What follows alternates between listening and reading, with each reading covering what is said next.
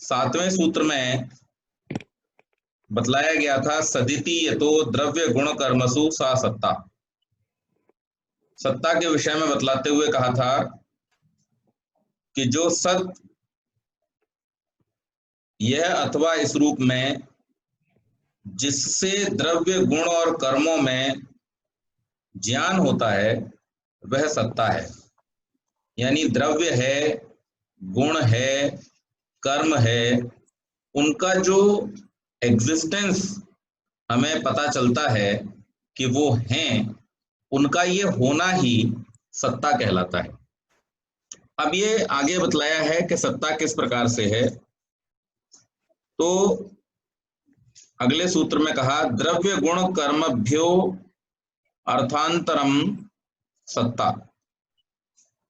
द्रव्य गुण कर्मभ्यः, द्रव्य गुण और कर्मों से अर्थांतरम अतिरिक्त अर्थ है सत्ता सामान्य। ये सत्ता द्रव्य में भी है, गुण में भी है, कर्म में भी है, लेकिन ये उनसे भिन्न है। न ये द्रव्य है, न ये गुण है, न ये कर्म है, बल्कि इन तीनों से अलग सत्ता सामान्य है। अब इसमें एक बात बतलाई गई यहां पर, सत्ता सामान्य द्रव्यादि रूप न होकर उनमें संवेद रहता हुआ उनसे अतिरिक्त पदार्थ है। ये उनके साथ तो है, संवेद का मतलब एकत्र होना। तो द्रव्य जब हम कहते हैं कि द्रव्य है, तो वहां पर ऑटोमेटिकली जैसे ही हमने उसके एग्जिस्टेंस को स्वीकार किया, उसकी सत्ता को हमने स्वीकार कर लिया। कर्म है, गुण है, ये जो होना है यही सत्ता है। लेकिन ये वास्तव में जिन पदार्थों के होने के विषय में हम इसको कह रहे हैं या मान रहे हैं, ये उन पदार्थों से भिन्न है। जैसे मेरा होना जाना जाता है इस शरीर के द्वारा, लेकिन क्या मैं शरीर हूं? नहीं, मैं इस शरीर से भिन्न आत्मा हूं। इसी प्रकार से सत्ता का होना वो द्रव्य में भी है, वो गुण में भी है, वो कर्म में भी है। उनका होना ही उनकी सत्ता है, लेकिन ये सत्ता उनसे भिन्न है। और इसको अभिव्यक्त करने के लिए यहां पर अर्थांतर जो शब्द कहा गया है वो यही बतलाता है कि वो इनसे भिन्न है। अंतर का अर्थ ही होता है भेद। यानी इसको हम थोड़ा सा और गहराई में जाते हैं तो अगले सूत्र में हमें इसका और अधिक स्पष्टीकरण हो जाता है। गुण कर्मसु च भावान न कर्म न गुण। गुण कर्मों में और होने से न नहीं कर्म न ही गुण। सत्ता सामान्य क्योंकि गुण और कर्मों में संवेद रहता है, इसलिए वह द्रव्य गुण कर्म इन तीनों से भिन्न है। द्रव्य गुण और कर्म गुणों और कर्मों में संवेद नहीं रहते। गुणों में न द्रव्य रहता है, न गुण रहता है, न कर्म रहता है। इसी प्रकार कर्मों में न द्रव्य रहता है, न गुण रहता है, न कर्म रहता है, परंतु सत्ता जाति गुण और कर्मों में रहती है। इसलिए द्रव्य गुण और कर्मों तीनों से वो भिन्न है। अब जैसे यहां पर हम तीन ग्रुप बना लें, द्रव्य सत्ता, गुण सत्ता, कर्म सत्ता। अब यहां ये जो तीन ग्रुप बने, ये तीनों ग्रुप इस बात को स्पष्ट कर रहे हैं कि द्रव्य की सत्ता, गुण की सत्ता और कर्म की सत्ता तीनों का एग्जिस्टेंस है। यानी द्रव्य गुण में नहीं है, गुण द्रव्य में नहीं है, कर्म गुण में नहीं है, यानी एक दूसरे से ये भिन्न है। और जब तीनों भिन्न हैं और तीनों में ही सत्ता सामान्य हो रही है, तो इसका मतलब ये है कि सत्ता इनसे एक भिन्न पदार्थ हो गया। और एक सरल व्यवहारिक उदाहरण देता हूं आपको। व्यवहारिक सरल उदाहरण इस रूप में समझेंगे कि हमने 3 ग्लास में 3 रंग डाले, एक में लाल डाला, एक में हरा डाला, एक में पीला डाला, सूखे रंग डाल दिए। अब उन तीनों सूखे रंगों में एक ही जग से हमने एक जैसा पानी डाल दिया। अब तीनों में एक जैसा पानी गया, लेकिन फिर भी तीनों ग्लासों में रंग कैसे होंगे? जिसमें लाल रंग पड़ा हुआ था वो लाल रंग का पानी बन जाएगा, जिसमें हरा रंग था वो हरे रंग का पानी बन जाएगा, और जिसमें पीला रंग था वो पीले रंग का पानी बन जाएगा। अब मान लीजिए लाल जो है वो द्रव्य है, हरा जो है वो गुण है, और पीला जो है वो कर्म है। और इन तीनों में सामान्य रूप से कॉमन में इनके अंदर एक जैसा पानी डाला गया, यानी इनकी सत्ता। तो इस रूप में हम देखेंगे तब भी हमें यह पता है कि लाल रंग से पानी अलग है। हालांकि जिस समय लाल रंग में पानी मिला हुआ है तो हम क्या कहते हैं, ये लाल रंग का पानी है, लेकिन वास्तव में हम ये बात जानते हैं कि पानी में लाल रंग मिला दिया गया है, इसलिए ये लाल हो गया है। हरा रंग मिला दिया गया है इसलिए ये हरा हो गया है, और पीला रंग मिला दिया गया है इसलिए ये पीला हो गया है। वास्तव में तीनों गिलासों में पानी तो एक ही है। इसी प्रकार से सत्ता है, जब वो द्रव्य के साथ में देखी जाती है तो वो द्रव्य सत्ता है, जब वो गुण के साथ देखी जाती है तो वो गुण सत्ता है, जब वो कर्म के साथ में देखी जाती है तो वो कर्म सत्ता है। लेकिन वास्तव में सत्ता इन तीनों से ही भिन्न है, और इन तीनों में सामान्य रूप से कॉमन या यूनिवर्सल तरीके से इन तीनों के अंदर पाई जाती है। हमने जब द्रव्य गुण और कर्म के लक्षण पढ़े थे उस समय भी हमने इस बात को जाना था कि ये तीनों कैसे हैं, इनके अंदर कॉमनिटी क्या है, इनके अंदर साधर्म्य क्या है, कि ये तीनों के तीनों सत्ता वाले हैं। तो ये सत्ता इनका साधर्म्य है, इनके अंदर कॉमन है, लेकिन फिर भी इन तीनों से भिन्न है, ये हमको समझना चाहिए। आगे फिर एक और सूत्र में बतलाया, सामान्य विशेषा भावेन च, सामान्य विशेषा भावेन, सामान्य विशेष के अभाव से। अब सामान्य विशेष का अभाव हम ये जानते हैं कि द्रव्य में, गुण में और कर्म में हमने जब इनके लक्षण पढ़े थे तो वहां एक और चीज पढ़ी थी साधर्म्य के अंतर्गत, कि ये तीनों में सामान्य विशेष होना एक साधर्म्य है, यानी इनके अंदर कुछ कॉमन प्रॉपर्टीज हैं और कुछ पर्टिकुलर प्रॉपर्टीज हैं। ये इन तीनों में पाया जाता है, द्रव्य में भी, गुण में भी और कर्म में भी। जैसे सीधे सीधे समझ लें, द्रव्य में द्रव्यत्व है, गुण में गुणत्व है, कर्म में कर्मत्व है, ये इन तीनों में विशेष है, और तीनों का सत्तावान होना ये इन तीनों में सामान्य है। तो सामान्य विशेष पाया जाता है, ये इन तीनों की एक प्रॉपर्टी है। लेकिन सत्ता में सामान्य विशेष नहीं होता, सत्ता केवल और केवल सामान्य ही होती है, यानी वो सबके अंदर कॉमन होती है, वो पर्टिकुलर किसी चीज में नहीं होती। तो इस रूप में भी ये पता चलता है कि अगर वो गुण होती तो सामान्य विशेष होता, अगर वो द्रव्य होती तो भी सामान्य विशेष होता, और अगर वो कर्म होती तो भी सामान्य विशेष होता, क्योंकि इन तीनों का लक्षण है सामान्य विशेष होना, लेकिन सत्ता का जो लक्षण है वो केवल सामान्य होना है। तो इसलिए भी ये बात स्पष्ट होती है कि ये द्रव्य, गुण और कर्म से भिन्न है। आगे कहा, अनेक द्रव्यवत्वेन द्रव्यत्व मुक्तम। इसमें यह बतलाया गया कि द्रव्यवत्व जो है, अब सत्ता के ही समान एक और गुण था द्रव्यवत्व, यहां पर यह कहा गया है अनेक द्रव्य समवायी कारण वाला होने से द्रव्यत्वम, द्रव्यत्व सामान्य विषयक व्याख्यान समझ लेना चाहिए। जिस प्रकार सत्ता जाति को द्रव्य आदि से भिन्न प्रमाणित किया गया है, इसी प्रकार द्रव्यत्व जाति द्रव्यों से भिन्न है। इसमें सूत्रकार ने हेतु क्या उपस्थित किया है कि अनेक द्रव्यवत्व, अनेक द्रव्यवत्व क्या हो गया, अनेक पद यहां सबके अर्थ में समझना चाहिए। सब द्रव्यों में समवाय संबंध से रहने वाला द्रव्यवत्व सामान्य है, परंतु कोई द्रव्य सब द्रव्यों में समवाय संबंध से नहीं रहता, केवल कार्य द्रव्य अवयवी अपने कारण द्रव्य अवयवों में समवाय संबंध रखता है। इसलिए द्रव्य पदार्थ से द्रव्यत्व सामान्य भिन्न है। सूत्र के अनेक पद का सर्व अर्थ करने से द्रव्य के एकांश अवयवी में अतिव्याप्ति नहीं होती, क्योंकि अनेक द्रव्यों में समवाय संबंध से तो अवयवी द्रव्य भी रहता है, पर वह समस्त द्रव्यों में नहीं रहता।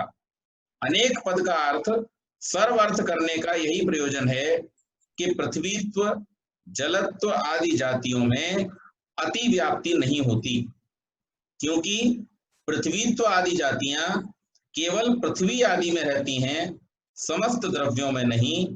इसलिए द्रव्यत्व का द्रव्यों से भेद बताए जाने का प्रसंग द्रव्य के एकांश में प्रवेश नहीं करेगा। इतना होने पर भी द्रव्यत्व का द्रव्यों से भेद बताने वाले इस हेतु में पुनः एक दोष प्रतीत होता है। सब द्रव्यों में समवाय संबंध से न केवल द्रव्यत्व रहता है, अपितु सत्ता सामान्य भी सब द्रव्यों में समवाय संबंध से रहता है। तब द्रव्यत्व सामान्य का द्रव्यों से भेद बताने वाला हेतु सत्ता सामान्य में घटित हो जाने के कारण अतिव्याप्ति दोष से दूषित हो गया। इसका समाधान करते हुए यहाँ पर कहा है कि मात्र तथा केवल पद का समावेश और कर लेना चाहिए। इसका तात्पर्य हुआ कि समस्त द्रव्य मात्र वृत्ति होने से अथवा केवल समस्त द्रव्यों में समवाय संबंध से रहने के कारण द्रव्यत्व सामान्य द्रव्यों से भिन्न होता है। सत्ता सामान्य केवल द्रव्यों में समवाय संबंध से नहीं रहता, प्रत्युत गुण और कर्मों में भी रहता है। इसलिए यह हेतु सत्ता सामान्य में अतिव्याप्त न होगा। अब यहाँ पर इस सूत्र में क्या कहा गया? अनेक द्रव्यवत्वेन द्रव्यत्व मुक्तम। जैसे सत्ता जो है वो द्रव्य गुण और कर्मों से अलग है, इसी प्रकार से जो द्रव्यत्व है, द्रव्यत्व का मतलब क्या हो गया? अब यहाँ पर इससे समझेंगे। जैसे कितने द्रव्य हैं? हमारे 9 द्रव्य हैं। 9 द्रव्य फिर से दोहराएंगे एक बार। पृथ्वी, जल, अग्नि, वायु, आकाश, काल, दिशा, मन और आत्मा, ये हमारे 9 द्रव्य हैं। अब इन हर 9 द्रव्यों में अपना अपना द्रव्यत्व है, अपना अपना। पृथ्वी का जो गुण है पृथ्वीत्व है, जल का जो गुण है वो जलत्व है, अग्नि का जो गुण है वो तेज है, आकाश का जो गुण है वो आकाशत्व है। तो ये जितने भी द्रव्य हैं, इन सब द्रव्यों का अपना अपना द्रव्यत्व है। जैसे द्रव्य, गुण और कर्म तीनों में उपस्थित होने पर भी सत्ता उनसे भिन्न है, इसी प्रकार से इन द्रव्यों में व्यापक होने पर भी जो इनका द्रव्यत्व है वो इनसे भिन्न है। क्यों भिन्न है? क्योंकि वो द्रव्यत्व जो है वो सब में है। अब इसको आप समझिए। मटेरियल, अब हम जब मटेरियल शब्द बोलते हैं या मैटर शब्द बोलते हैं, तो उस मैटर शब्द में जितने भी प्रकार के मैटर हैं वो सब आ जाते हैं। द्रव्य शब्द का अर्थ क्या है? मैटर। तो यहां पर जब 9 द्रव्यों की बात की गई तो 9 द्रव्यों के 9 द्रव्य उस मैटर के अंदर इंक्लूड हो गए, वो उससे बाहर नहीं है। लेकिन वास्तव में अगर हम अलग अलग द्रव्यों को देखेंगे तो वो गुणों में एक दूसरे से भिन्न है, व्यवहारों में एक दूसरे से भिन्न है। तो अब यहाँ पर यह बात स्पष्ट होती है कि द्रव्य जो है वो अपने आप में जो एक द्रव्य शब्द है, वो द्रव्य शब्द जिस बात को प्रकट कर रहा है वो बात और जिन चीजों को प्रकट कर रहा है वो चीजें आपस में एक दूसरे से भिन्न हैं। एक सरल उदाहरण से समझेंगे। इसका सरल उदाहरण ये समझ लेते हैं। किसी व्यक्ति ने कहा कि मुझे चीनी दिखाओ, तो आपने उसको चम्मच में, कटोरी में ले जाकर के चीनी सामने रख दी। चीनी क्या है? पदार्थ के रूप में आपने उसके सामने चीनी रख दी। लेकिन अगर कोई व्यक्ति आपसे यूं कहे कि मिठास दिखाओ, तब आप कैसे दिखाओगे? तो आप उसको दिखा नहीं सकते। क्यों नहीं दिखा सकते? क्योंकि मिठास उसके अंदर निहित एक गुण है, वो चीनी में समवाय संबंध से जुड़ा हुआ है। चीनी है तो मिठास है, मिठास है तो चीनी है, ये अलग नहीं हो सकते एक दूसरे से, एक दूसरे के साथ में संबंधित हैं, जुड़े हुए हैं। लेकिन जो प्रत्यक्ष हो रहा है, जो सामने उपस्थित है, वो क्या है? वो द्रव्य है, और उसके अंदर जो द्रवत्व है वो आप इसको प्रत्यक्ष इस रूप में नहीं कर सकते। द्रव्य के होने से ही द्रव्यत्व का पता चलता है। जैसे द्रव्य गुण और कर्म के होने से ही उनकी सत्ता का पता चलता है, अगर ये नहीं होंगे तो इनकी सत्ता भी समाप्त हो जाएगी। इसी प्रकार से द्रवत्व जो गुण है, द्रव्यत्व जो गुण है, वो भी इस गुणी अर्थात द्रव्य के होने से ही होता है, लेकिन ये इससे सर्वथा पृथक है। क्यों जी? चीनी से मिठास अलग है कि नहीं? चीनी से मिठास अलग है। जैसे जल से जलत्व अलग है, जल एक चीज है और गीलापन एक चीज है। अब जल के बिना गीलापन नहीं हो सकता, लेकिन फिर भी जल और गीलापन तो अलग अलग चीजें हैं। आग अलग चीज है और ऊष्मा अलग चीज है। आग के बिना ऊष्मा नहीं हो सकती, लेकिन फिर भी ऊष्मा आग से अलग है। तो इस प्रकार से यहां पर यह समझाया ऋषि ने कि द्रव्य से जो द्रव्यत्व रूपी गुण है या सत्ता है या जाति, यहां पर उसके लिए शब्द प्रयोग किया गया है। समाना प्रसवात्मिका जाति आगे आएगा, ये न्याय दर्शन में भी सूत्र आता है। समान प्रसवात्मिका जाति जिसमें समान वृत्ति हो, जिनको देख करके हमारी बुद्धि कहे कि हाँ ये तो एक जैसी चीजें हैं, उसको कहते हैं जाति। तो जैसे मनुष्य हैं, तो इस दुनिया में कहीं पर भी मनुष्य हो, किसी भी मनुष्य की नाक आपको पीछे लगी नहीं मिलेगी, सबकी एक जैसी है। आंखें नाक के ऊपर ही लगी होती हैं, मुंह नाक के नीचे ही होता है। तो सामान्य रूप से कोई बिना पढ़ा लिखा प्राणी भी अगर अमेरिका चला जाए, इंग्लैंड चला जाए, वहां पर भी अगर ऐसे सिर ऊपर पैर नीचे वाले खड़े हुए व्यक्ति को देखेगा, जानवर को देखेगा, तो कह देगा नहीं ये भी हमारी तरह मनुष्य ही है। क्यों कह देगा? समान प्रसवात्मिका जाति, जिनमें हमारी बुद्धि सामान्य हो, अर्थात एक जैसा जिसमें हमारी बुद्धि निर्णय करती है, उसको एक जाति कहा जाता है। गाय चाहे यहाँ की हो चाहे इंग्लैंड की हो, गाय को देख करके बुद्धि ये निर्णय कर लेती है कि हाँ ये वही गाय है, जैसे हमने भारत में देखी थी वैसी ही मिलती जुलती ये भी गाय। हाँ ये हो सकता है उसके डील डॉल में, परिमाण में, रंग में थोड़ा बहुत फर्क होगा, लेकिन उसके जो गुण हैं, उसके जो सत्ता लक्षण हैं, उन लक्षणों को देख करके, जैसे हमने पिछली बार क्या बतलाया था गाय के लक्षण में, कि जो गल कंबल वाली है, शासनावती है, वो गाय है। केवल सींग से हमको निर्णय नहीं होगा, केवल पूंछ से हमको निर्णय नहीं होगा, क्योंकि जैसे आप लोगों ने, बहुत सारे लोगों ने आप में से देखी होगी नील गाय। नील गाय जो होती है लगभग गाय जैसी ही दिखती है, लेकिन उसमें एक चीज भिन्न होती है, और वो क्या है कि उसके अंदर शासना नहीं होता, गले के नीचे गल कंबल नहीं होता। तो ये जो गुण है, ये विशेष गुण है गाय का, और इसके द्वारा गाय का निर्णय हो जाता है।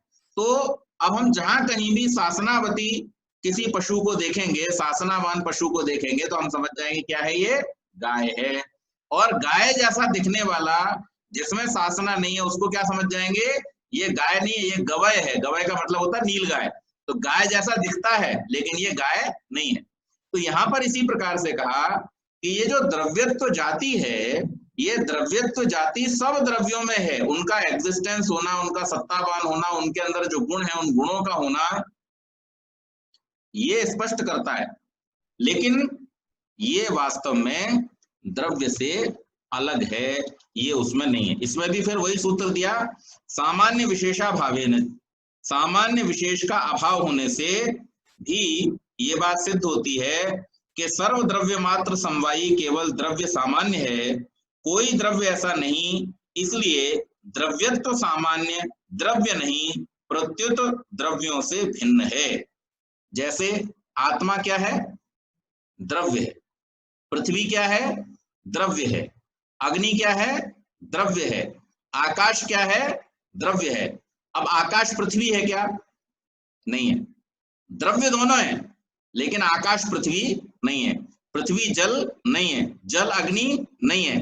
तो ये द्रव्य आपस में भिन्न है, लेकिन द्रव्यत्व का गुण जो है वो इनमें कॉमन है, तो इसलिए ये जो जाति है इसको क्या कहा फिर? जाति। तो द्रव्यत्व क्या हो गया? जाति हो गई, जो द्रव्यों से भिन्न है। आगे अगले सूत्र में कहा तथा गुणेषु भावाद गुणत्व मुक्तम, इसी प्रकार से गुणों से गुणत्व मुक्त है। जैसे द्रव्यों से द्रव्यत्व भिन्न है, इसी प्रकार से गुणों से गुणत्व भिन्न है। फिर इसी प्रकार उसमें भी हेतु क्या दिया? सामान्य विशेषाभावेन, सामान्य और विशेष का अभाव होने के कारण से। जैसे द्रव्य, गुण और कर्म तीनों में सामान्य विशेष पाया जाता है, लेकिन द्रव्यत्व में, गुणत्व में और कर्मत्व में, अगला सूत्र फिर बतला रहा है क्या? कर्मसु भावात कर्मत्व मुक्तम, कर्मों में भावात होने से कर्मत्व मुक्त है, अर्थात भिन्न है। तो ये तीनों को हम समझ लें यहां पर कि सत्ता, द्रव्य, गुण और कर्म तीनों में पाया जाता है, लेकिन इन तीनों से भिन्न है। द्रव्यत्व द्रव्यों में समान रूप से है, लेकिन द्रव्यों से भिन्न है।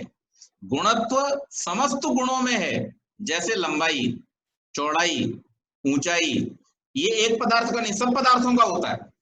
आप देखिए कोई फोन है, उसकी भी लंबाई चौड़ाई ऊंचाई है, कोई रिमोट है, उसकी भी लंबाई चौड़ाई ऊंचाई है। अब ये द्रव्य बदलते जा रहे हैं, लेकिन परिमाण बदलता नहीं है, परिमाण एक ही है। परिमाण क्या है? गुण। तो ये जो गुणत्व है, ये गुणत्व का जो गुण है, वो गुणत्व जो जाति है वो गुणों से भिन्न है। गुण बहुत सारे हैं, रूप, रस, गंध, स्पर्श, शब्द, बुद्धि, परत्व, अपरत्व, संख्या, परिमाण, धर्म, अधर्म, ये सब क्या है? हम क्या कहेंगे इनको? ये सब गुण हैं। इन सब में अपना अपना गुणत्व है, लेकिन अपना अपना गुणत्व जो है वो गुणत्व एक है और गुण भिन्न भिन्न हैं, इसलिए गुणों से गुणत्व भिन्न है। इसी प्रकार कर्मों के विषय में समझना चाहिए। ऊपर फेंकना, उत्क्षेपणम, अवक्षेपणम। ये उत्क्षेपण अवक्षेपण क्या हुआ? ऊपर हम किसी भी चीज को फेंक सकते हैं, किसी भी चीज में हम वेग उत्पन्न कर सकते हैं, किसी भी चीज को हम नीचे फेंक सकते हैं, किसी भी चीज को हम आकुंचन कर सकते हैं, किसी भी चीज का हम प्रसारण कर सकते हैं। इन सबसे भिन्न जो कर्मत्व है वो अलग है, ये कर्म अलग है और कर्मत्व अलग है। तो ये बात मैं समझता हूं आपको समझ में आ गई होगी। इससे संबंधित प्रश्नों का तो अपन बाद में लेते हैं। इसमें भी हेतु वही दिया, सामान्य विशेषाभावेन, सामान्य और विशेष के अभाव होने से इसको समझना चाहिए। अगला सूत्र दिया सदिति लिंगा विशेषात विशेष लिंगा भावात चैको भावः। सत इस प्रकार लिंगा विशेषात लिंग प्रतीति के समान होने से तीनों द्रव्यादि में विशेष लिंगा भावात भेदक प्रमाण के अभाव से और अथवा एक भावः सत्ता सामान्य है। क्या कहा? द्रव्य, गुण, कर्म तीनों में सत इस प्रकार की समान प्रतीति होती है, अर्थात तीनों सत्तावान है। सत द्रव्यम, सत गुणः, सत कर्मः। द्रव्यादि तीनों के लिए इस प्रत्यय में कोई भेद नहीं है, इसलिए तीनों में सत्ता को एक माना जाता है। द्रव्यत्व गुणत्व से भिन्न है, इसमें भेदक प्रमाण है। दोनों के आश्रयों का भिन्न होना, द्रव्यत्व का आश्रय द्रव्य है। अब गुण में द्रव्यत्व नहीं रह सकता। आपको पहले जब गुण और द्रव्य के लक्षण प्रथम माननिक में बताए थे, तो उस समय क्या बतलाया गया था? द्रव्य कहाँ रहता है, द्रव्यत्व कहाँ रहता है? तो द्रव्यत्व द्रव्य में रहता है। और यहां पर यही स्पष्ट किया कि इसमें ये भेद हो गया, ये गुणों के अंदर नहीं रह सकता, ये कर्म के अंदर नहीं रह सकता। द्रव्यत्व द्रव्य में रहता है, इसलिए ये गुणत्व से भिन्न है, दोनों के आश्रय भिन्न हैं। अब द्रव्य नहीं, परंतु सत्ता का आश्रय समान रूप से द्रव्य, गुण और कर्म तीनों हैं। तो द्रव्यत्व का आश्रय द्रव्य, गुण नहीं है, ऐसे ही गुणत्व का आश्रय गुण है, द्रव्य नहीं है। इनमें ये भेदक प्रमाण है। यद्यपि यह कहा जा सकता है कोई सामान्य जिन नियत समान अधिकरणों में रहता है वह एक ही होता है। समान अधिकरणों में दो सामान्य नहीं माने जाते हैं। यदि द्रव्यों में द्रव्यत्व के समान सत्ता भी उन्हीं अधिकरणों में रहे तो तुल्य वृत्ति होने से ये दोनों सामान्य नहीं माने जाएंगे। इनमें सामान्य एक रहेगा। प्रत्येक सामान्य का अपना अपना आश्रय है। उन आश्रयों में सामान्य एक रहता है। जैसे अपने आश्रयों में सत्ता सामान्य एक है, ऐसे ही अपने आश्रयों में द्रव्यत्व सामान्य एक है। इस प्रकार सत्ता सामान्य को एक बताना अनेक रूप में प्रत्येक सामान्य को एक माने जाने का उपलक्षण समझना चाहिए। यहाँ पर सत्ता की एकता को कहकर सब सामान्यों की एकता का संकेत किया है। तथापि विचारने पर सूत्रकार का आशय केवल सत्ता को एक जाति कहने से यह अभिव्यक्त करना ज्ञात होता है कि जितने पदार्थ जाति के आश्रय माने गए हैं उन सब में जो जाति समवेत है वह केवल एक सत्ता जाति है। उन आश्रयों के सीमित अंशों में भले अनेक जातियां हैं पर समस्त में एक ही जाति है जो कि सत्ता है। तो अब आप देखिए यहां पर तीन चीजों को बतलाया, चार चीजों को बतलाया गया। पहली चीज बतलाई गई सत्ता, दूसरी चीज बतलाई गई द्रव्यत्व, तीसरी चीज बतलाई गई गुणत्व और चौथी चीज बतलाई गई कर्मत्व। यहां पर हम ये समझ लें, हमने पहले आन्निक में क्या पढ़ा था? द्रव्य, गुण और कर्म। इससे पहले सूत्र में हमने क्या पढ़ा था? पदार्थ कितने होते हैं। इसको पूरा रिवीजन कर लेते हैं तो ये समझ में आ जाएगा, खुल जाएगा। और उदाहरण के माध्यम से मैं आपको स्पष्ट कर देता हूं। यहाँ हम प्रारंभ से चलेंगे। सबसे पहले हमने यहाँ ये समझा था कि पदार्थ कितने होते हैं? 6 पदार्थ होते हैं। कौन कौन से पदार्थ हैं? तो वहां पर द्रव्य, गुण, कर्म, सामान्य, विशेष और समवाय, ये 6 पदार्थों को हमने पढ़ा था। अब इन 6 पदार्थों में फिर हमने एक एक करके सबको पढ़ा। तो पहले आन्निक में हमने द्रव्य पढ़ा। द्रव्य कितने बतलाए? 9। पृथ्वी, जल, अग्नि, वायु, आकाश, दिशा, काल, मन और आत्मा, इन 9 द्रव्यों के विषय में बतलाया। उसके बाद में 24 गुण थे जिनमें 17 मुख्य और 7 अन्य। 17 मुख्य रूप, रस, गंध, स्पर्श, संख्या, परिमाण, फिर परत्व, अपरत्व, सुख, दुख, इच्छा, द्वेष, प्रयत्न, और उसके बाद में बुद्धि, बुद्धि के बाद हो गया, हाँ, और इसके बाद में फिर आपके 7 जो अन्य थे वो कौन कौन से थे?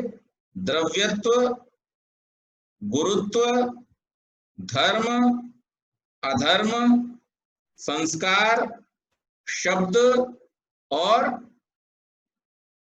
एक और कौन सा?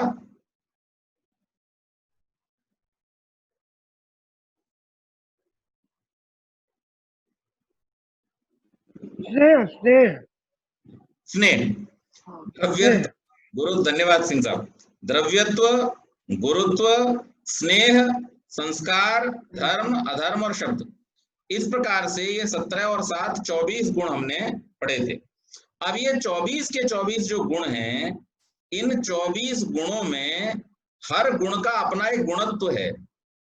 जैसे जल का जलत्व, आप समझ रहे हैं ना इस बात को? जल में मैंने प्रारंभ में आपको बताया था, जल का जलत्व क्या है? सिंचन करना। अगर जल अपना सिंचन करने की शक्ति को खो दे तो वो फिर जल नहीं रह जाएगा। हर द्रव जल नहीं होता। द्रव वही है, जल वही है जिसमें सिंचन की शक्ति है। जिसमें सिंचन की शक्ति नहीं, उसको आप जल नहीं कह सकते।